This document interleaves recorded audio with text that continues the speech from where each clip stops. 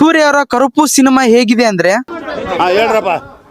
ಇಷ್ಟ ಆಯ್ತು ಗುರು cinema. Recent time ನಲ್ಲಿ ನಾನ್ ನೋಡಿದಂತ ಬೆಸ್ಟ್ ಸಿನಿಮಾ ಅಂತ ಅನ್ಸ್ಬಿಡ್ತು. First half high voltage content ಇರುತ್ತೆ, ಹಾಗೆ ಎಮೋಷನಲ್ ತುಂಬಾ ವರ್ಕೌಟ್ ಆಯ್ತು. ಫಸ್ಟ್ ಹಾಫ್ ಮಾತ್ರ ಖಂಡಿತ ಎಲ್ಲರಿಗೂ ಇಷ್ಟ ಆಗೇ ಆಗುತ್ತೆ, ಇದು ಮಾತ್ರ ಪಕ್ಕ. ಇನ್ನು ಸೆಕೆಂಡ್ ಹಾಫ್ ಹೇಳೋದಾದ್ರೆ ಸೆಕೆಂಡ್ ಹಾಫ್ ಸ್ವಲ್ಪ ಕಷ್ಟ ಆಯ್ತು. ಯಾಕೆ ಅಂದ್ರೆ ಆಕ್ಷನ್ ಸೀಕ್ವೆನ್ಸ್, ರಿವೆಂಜ್ ಇವೆಲ್ಲ ತುಂಬಾ ಜಾಸ್ತಿನೇ ಇತ್ತು. ಆಮೇಲೆ ಕ್ಲೈಮ್ಯಾಕ್ಸ್ ನೋಡಿ ಥಿಯೇಟರ್ ಇಂದ ಹೊರಗ್ ಬಂದ್ಮೇಲೆ ಒಂದ್ ಒಳ್ಳೆ ಸಿನಿಮಾ ನೋಡಿದ್ನಪ್ಪ ಅಂತ ಅನ್ಸುತ್ತೆ ನಿಮಗೆ. ಕರುಪು ಸಿನಿಮಾದಲ್ಲಿ ಸೂರ್ಯಣ್ಣ ಅವರು ಸ್ಕ್ರೀನ್ ಮೇಲೆ ತುಂಬಾ ಕಡಿಮೆಯಾಗಿ ಕಾಣಿಸ್ತಾರೆ. ಯಾಕೆಂದ್ರೆ ಅವರ ಪಾತ್ರ ಆಗಿರುತ್ತೆ. ಅವರ ಪಾತ್ರ ಏನಂತ ಕಮೆಂಟ್ ಬಾಕ್ಸ್ ಅಲ್ಲಿ ತಿಳಿಸಿ ನೋಡಿದವರು ಸಿನಿಮಾ ಸ್ಟಾರ್ಟ್ ಆಗುತ್ತೆ. ಅರ್ಧ ಗಂಟೆ ಸಿನಿಮಾ ಮುಗಿದ್ಮೇಲೆ ಸೂರ್ಯ ಅವರು ಎಂಟ್ರಿ ಕೊಡ್ತಾರೆ. ಅಂದ್ರೆ ನಾನು ಎಕ್ಸ್ಪೆಕ್ಟೇ ಮಾಡಿರ್ಲಿಲ್ಲ ಸೂರ್ಯ ಅವರ ಪಾತ್ರ ಈ ತರ ಇರುತ್ತೆ ಅಂತ. ನೀವು ಮುಕುಂದ ಮುರಾರಿ ಸಿನಿಮಾ ನೋಡೇ ಇರ್ತೀರಾ. ಸುದೀಪ್ ಅಣ್ಣ ಅವರ ಪಾತ್ರ ಹೇಗಿರುತ್ತೆ ಹೇಳಿ? ಆಸ್ ಇಟ್ ಈಸ್ ಅದೇ ತರ ಇರುತ್ತೆ, ಬಟ್ ಡಿಫರೆಂಟ್ ಆಗಿರುತ್ತೆ. ಏನಂತ ನೀವು ಸಿನಿಮಾ ನೋಡಿ ತಿಳ್ಕೊಳ್ಳಿ. Coming to story line, spoiler ಇಲ್ದಂಗೆ ಮಾತಾಡೋಣ. ತಂದೆ ಮಗಳಿಗೆ ಒಂದು ಸಮಸ್ಯೆ ಆಗಿರುತ್ತೆ. ಆ ಸಮಸ್ಯೆಗೆ ನ್ಯಾಯ ಸಿಗಬೇಕಂದ್ರೆ ಅವ್ರು ಎಲ್ಲಿಗೆ ಹೋಗ್ಬೇಕು? ಕೋರ್ಟಿಗೆ ಹೋಗ್ಬೇಕು. ಅವಾಗ ಅವರು ಕೋರ್ಟಿಗೆ ಹೋದ್ಮೇಲೆ ಅಲ್ಲಿನ ಲಾಯರ್ಸ್ ಗಳ ಬಿಹೇವಿಯರ್ ಹೇಗಿರುತ್ತೆ, ಹೇಗಿಲ್ಲ, ತಂದೆ ಮಗಳಿಗೆ ನ್ಯಾಯ ಸಿಗುತ್ತಾ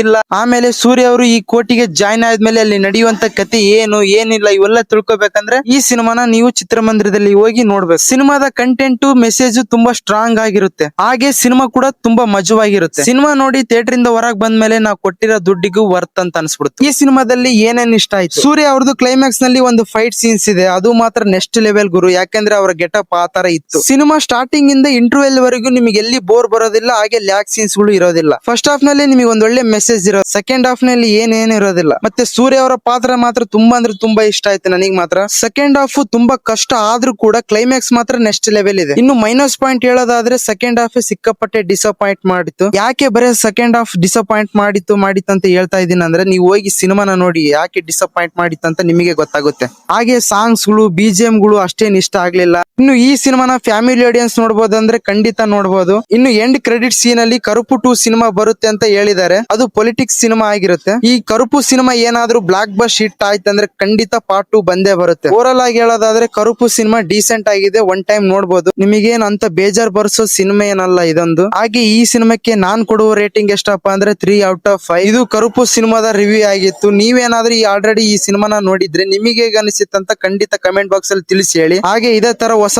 ಸಿನಿಮಾದ ರಿವ್ಯೂಸ್ ಬೇಕಂದ್ರೆ ನಮ್ಮ ಚಾನಲ್ ಸಬ್ಸ್ಕ್ರೈಬ್ ಮಾಡೋದನ್ನ ಮರಿಬೇಡಿ. ಸಿಗೋಣ ಮತ್ತೊಂದು ಸಿನಿಮಾ ರಿವ್ಯೂ ಜೊತೆಗೆ. Thank you.